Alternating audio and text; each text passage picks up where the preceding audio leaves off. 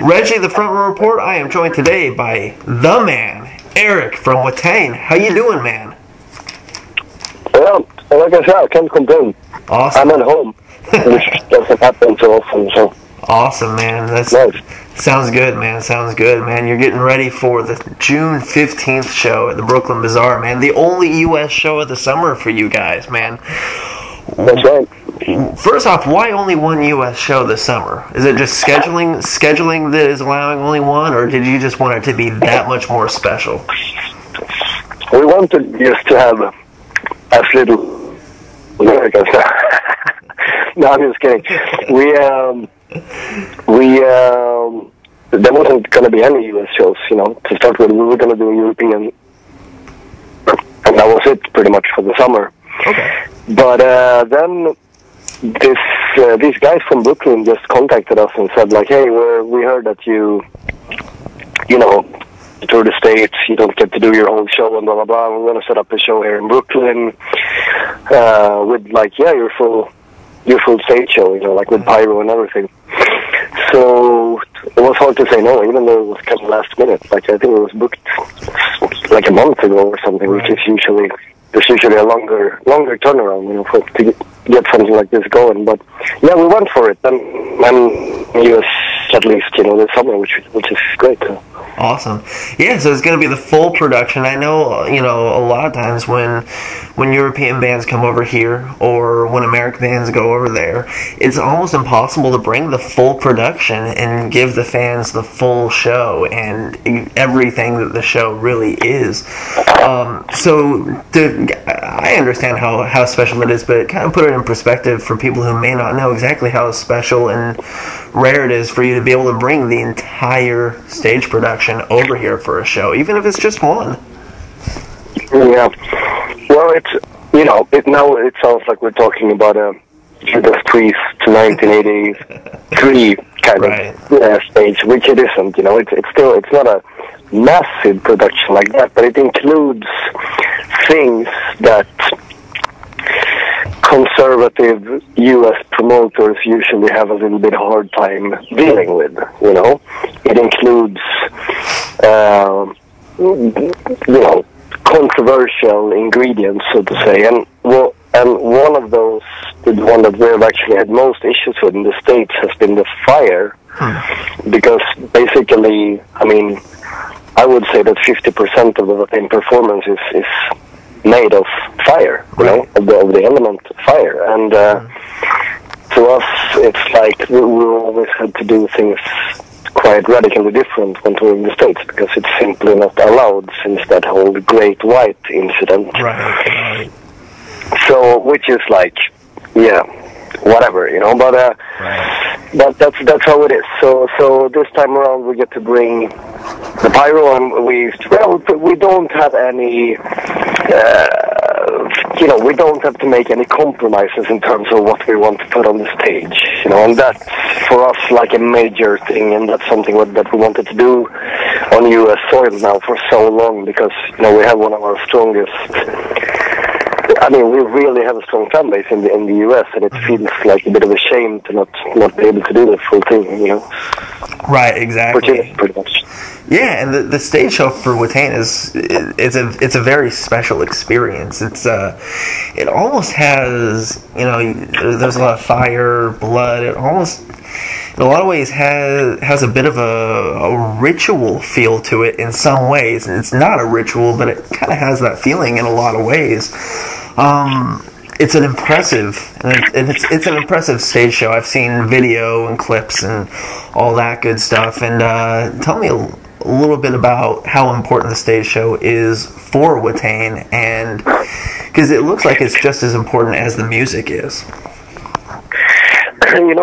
Since I started going to rock concerts when I was 10, 11 maybe, the first thing that I ever saw on stage was Metallica at this big stadium when I was 10 years old. And, they had all this pyro and creeping death, and it was like, it changed my world, and I think I've been a little bit obsessed with concerts in general since then, and how to work with the idea of a rock concert. I think the whole rock concert scenario is a really interesting, like, phenomena in itself, you know, because it thrives on, like, things that otherwise are pushed aside, you know, in a regular society. Like, it thrives on ecstasy and you know, like, untamed passions and you know, people just letting loose, you know. It thrives on freedom, really, and that's pretty bizarre, really, you know, how something like that can just even be allowed in a society that tries to, you know, work against those things at all costs, at all times. So for me, like, the rock concert scenario is really interesting. And yeah, to get to your question, what we are trying to do on stage is like to follow up on that idea within the context of Watain. I mean, Watain is a satanic band, you know. We're first and foremost like a spiritual. We are driven by a spiritual motivation, you know. And what you will see on a Watain concert is in many ways, you know, a satanic ceremony, not a ritual, because we wouldn't, you know, do a ritual in front of people, but a satanic ceremony in which, you know, the forces that have given life and birth to Watain are being honored and glorified and you know, celebrated, really. You know, it's a celebration, and still, you know, within the context of a rock concert, which makes it quite, I don't know, different, I guess. It's quite a rare scenario, I suppose. It's a special experience for fans to be able to go and to be a part of that. It's a very special experience for fans to be able to see it and to be a part of it in a lot of ways. And your beliefs and everything that the lyrical content when you guys sit down to write is very evident in a lot of the lyrics and everything. And you guys are out supporting The Wild Hunt right now, which came out last year. It's been one of the most successful records that you guys have put out yet. It's been very cool to see everything happen with the record. When an album is as successful and does as well for you guys as The Wild Hunt has, do you put more into the state, into your shows and going out and supporting those records than you do other records from the past? I suppose it's like, you know, our whole stage production and us as a touring band in general, unfortunately, you know, it's a quite complex machinery. Like, it demands quite a lot of logistic input, and it demands quite a lot of finances, you know, unfortunately. And I guess that, you know, if an album is successful, as you say, for me it's a little bit hard to actually, honestly, to know if it is or not, because I live in a pretty secluded world, and when I step out of it, I step onto a stage, and that's, you know, where I meet the world. So it's hard for me to, like, have a picture of how people, you know, have welcomed the album. But anyway, if an album is successful, of course, it gives us the means to tour more and to all the things we've always wanted to do. And that's a step-by-step thing. You know, it's an ascending journey that one has to make as a band of any kind, I suppose. You know. So yeah, I mean, but the Wild Hunt and the success, I suppose, of it has for sure, like, allowed us to do a lot more things that we want to do. Right. When you sat down to write this last record, did you take a different approach to this one than you have compared to records past, or does Watain usually use, and when you sit down to write a record, you use the same approach record after record? Do you like to kind of incorporate different?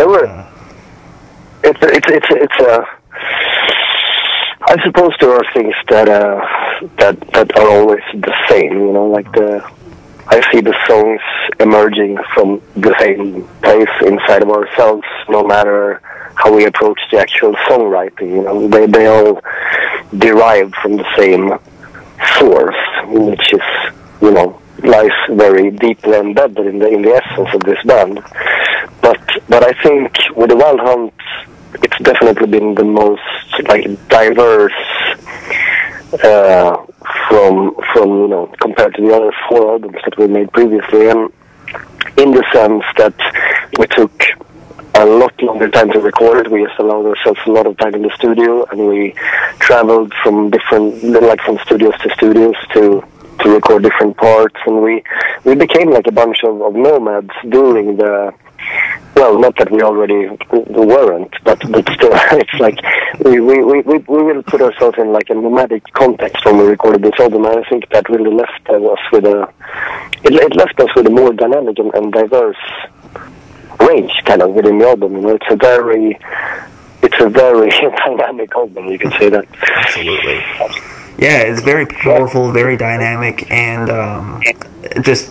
And I mean, with dynamic, I mean, I don't mean it like as a necessarily like a positive selling point, but it has very diverse ends. It goes to the extremes in both calm things and in extreme things, so to say. Exactly. So when finishing off the rest of the June, you got Brooklyn next week.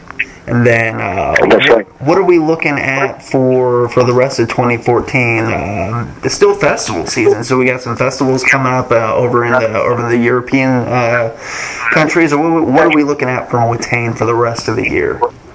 Yeah, so basically, like, we're doing a festival tour called the Black Sands March, which is gonna last pretty much the entire summer, and it's 11 shows, like carefully selected festival shows, headline shows on European festivals, which we're doing with pretty much like the double production compared to our last festival round. So it's going to be massive shows, and that's pretty much what we're looking at right now. I mean, that has taken so much time and effort just to get everything right, and we're right now in the process of doing the final rehearsals, and we're looking at the final pre-production rehearsals with full pyro and everything on this Saturday.